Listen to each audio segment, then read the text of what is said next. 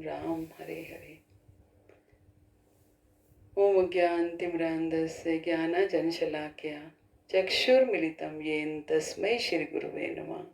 श्रीचैतन्यमनोभीष्टं स्थापितं येन भूतले स्वयं रूप कदा मह्यं ददाति स्वपदान्तिकम्। वन्देऽहं श्रीगुरो श्रीयुतपत्कमलं श्रीगुरून् वैष्णवांशं श्रीरूपं साग्रजातं सगण रघुनाथान्वितं तं सजीवं साद्वैतं सावधूतं परिजनसहितं कृष्ण चैतन्य देवं श्री राधा कृष्ण पादान् सगण ललिता श्री विशाखान्वितांच। हे कृष्ण करुणा सिंधु दीन बंधो जगतपते गोपेश गोपिका कांत राधा कांत नमस्तुते। तप्त कांचन गौरांगी श्री राधे वृंदावनेश्वरी वृषभानुसुते देवी प्रणमामि हरिप्रिये। वाञ्छा कल्पतरुभ्यश्च कृपा सिन्धुभ्येव च पतितानां पावनेभ्यो वैष्णवेभ्यो नमो नमः। जय श्री कृष्ण चैतन्य प्रभु नित्यानंद श्री अद्वैत गदाधर श्रीवासादि गौर भक्त वृंद। हरे कृष्णा कृष्णा कृष्णा हरे हरे, हरे राम राम राम हरे हरे। जय श्री प्रभुपाद की जय, गुरु महाराज की जय। तो भगवान को प्रसन्न करना हमारा लक्ष्य है, लेकिन भगवान तो तब प्रसन्न होते हैं जब हम उनके भक्तों की चर्चा करते हैं, हम उनके भक्तों के गुणगान करते हैं तो भगवान प्रसन्न होते हैं। तो क्यों ना आज भगवान के भक्तों का गुणगान करें या भगवान के भक्तों के बारे में कुछ कहें, कुछ सुने। कृष्ण कृष्ण सब कोई कहे, ठग ठाकुर और चोर, बिना भाव रीछे नहीं नटवर नंद किशोर। भगवान तो बिना भाव के नहीं रीझते हैं। पता नहीं ये ब्रज का ठाकुर किस भाव पर रीझ जाए, क्योंकि उसकी किसी में आसक्ति नहीं है, वह तो पूरी तरह से विरक्त है। और एक और दुर्योधन के 56 भोगों को ठुकरा देते हैं और दूसरी ओर विदुर जी के यहाँ भोजन कर अपना हृदय नौछावर कर देते हैं। सुदामा के तंतुलों को जबरदस्ती छीन कर खा लेते हैं, प्रेम से आरोगते हैं और भक्तिमती कर्माबाई की खिचड़ी पर तो जान ही छिड़कते हैं।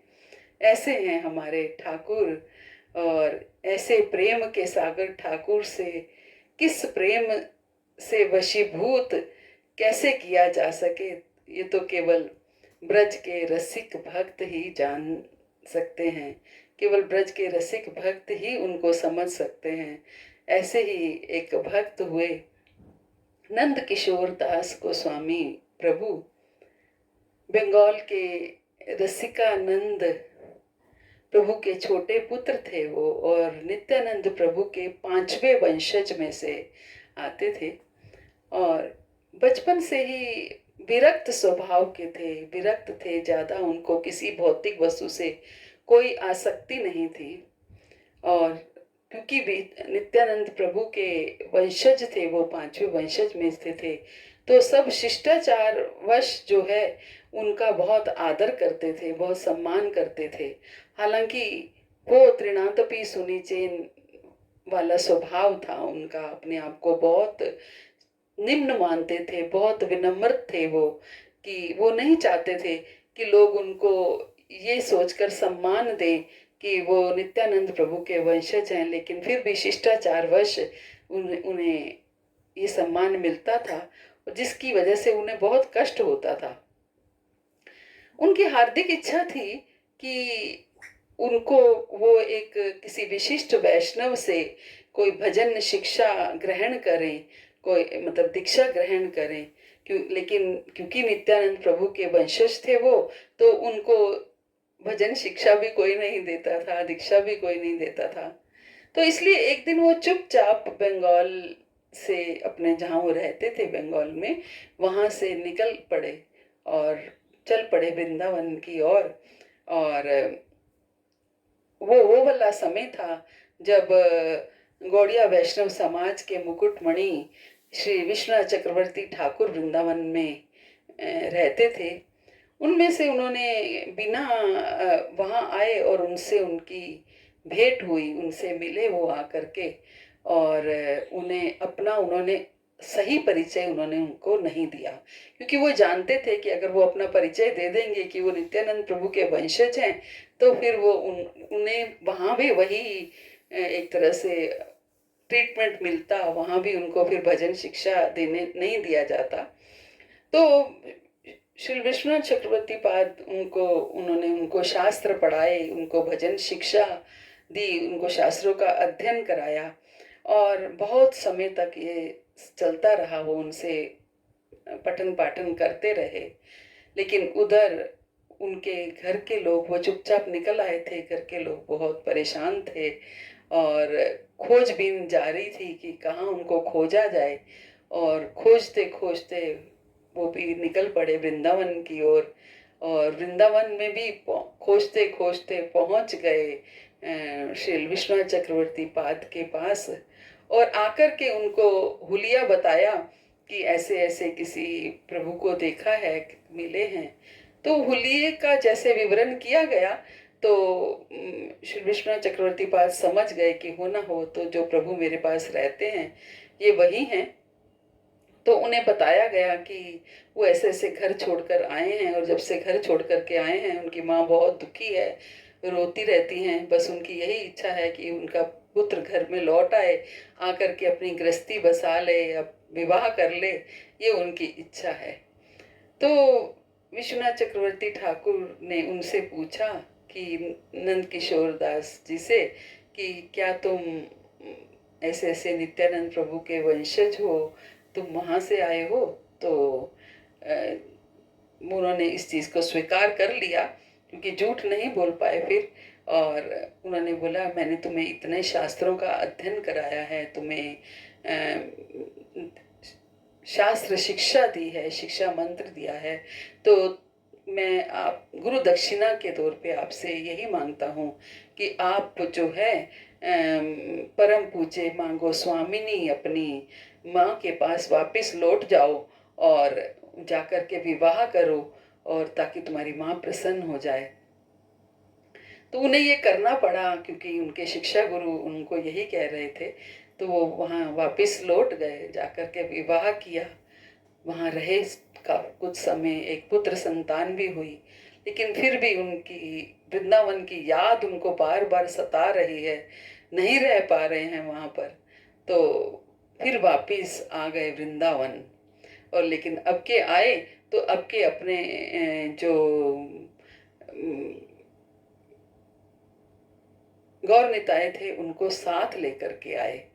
तो गौर निताय को साथ लेके आए, ये वही गौर निताय हैं जो आज भी श्रृंगार वट में जिनकी सेवा होती है, श्रृंगार वट में आज भी उनकी सेवा होती है।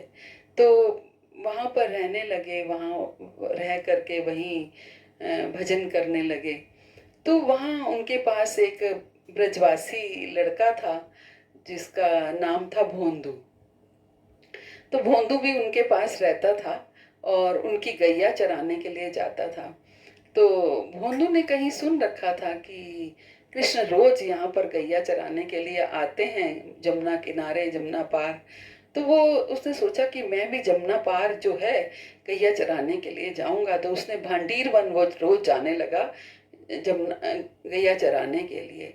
तो किसी ने पूछा तुम भांडीर वन क्यों जाते हो? तो बोला कृष्ण रोज वहाँ आते हैं गैया चराने के लिए, खेलने के लिए ग्वाल बालों के साथ, तो मैं वहाँ जाता हूँ, क्या पता कभी ना कभी कृष्ण से मेरी मुलाकात हो जाए, कभी भेंट हो जाए। तो इस तरीके से मैं इस भावना से वहाँ जाता हूँ। तो रोज भोंदू वहाँ जाने लगा गैया चराने के लिए। और नाम जैसे उसका भोंदू जो था इसलिए पड़ा क्योंकि उसके अंदर बिल्कुल कोई छल कपट, कोई चतुराई उसके अंदर छू कर भी नहीं गई थी। यदि कोई झूठे भी उससे, उपहास से भी उससे झूठ बोल देता तो वह उसको सच मान लेता। तो वह रोज भगवान का बाल भोग बनाता, प्रसाद ग्रहण करता और श्रीपाद की गैया चराने के लिए भांडीर वन ले जाता। किसी ने कहा भगवान वहां रोज आते हैं, तो इस बात को वो सच मान करके वो वहां चला गया।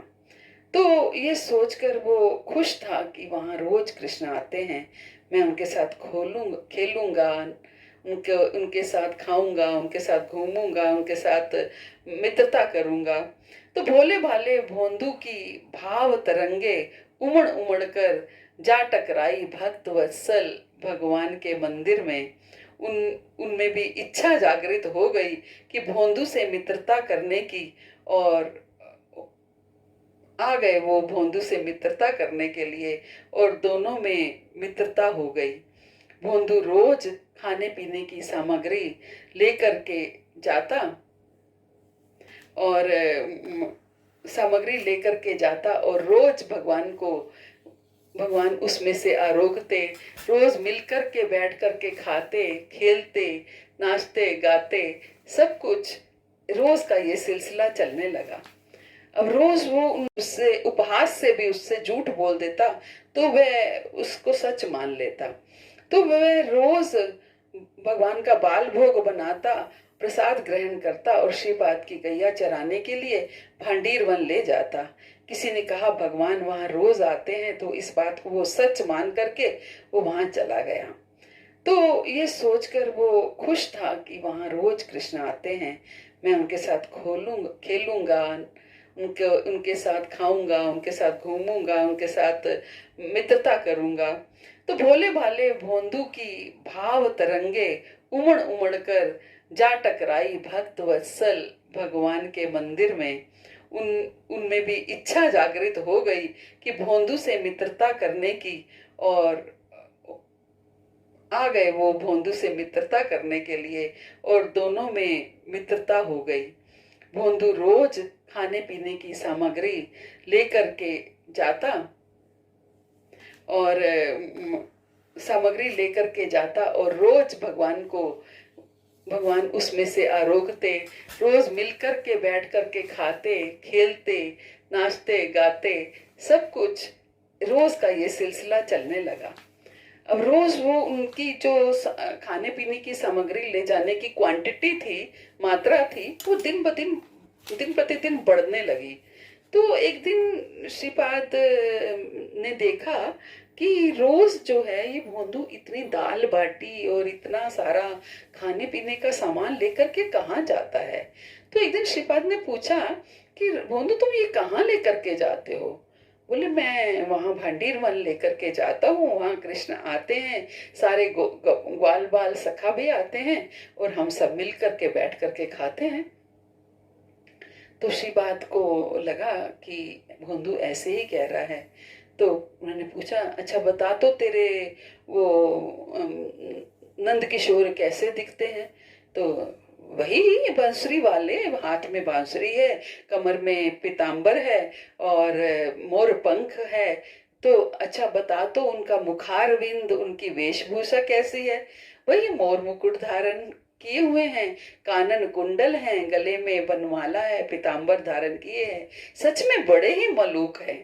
तो ऐसे कहने लगा। वो उनका चेहरा देखते रह गए कि सच में बड़े ही मलूक हैं।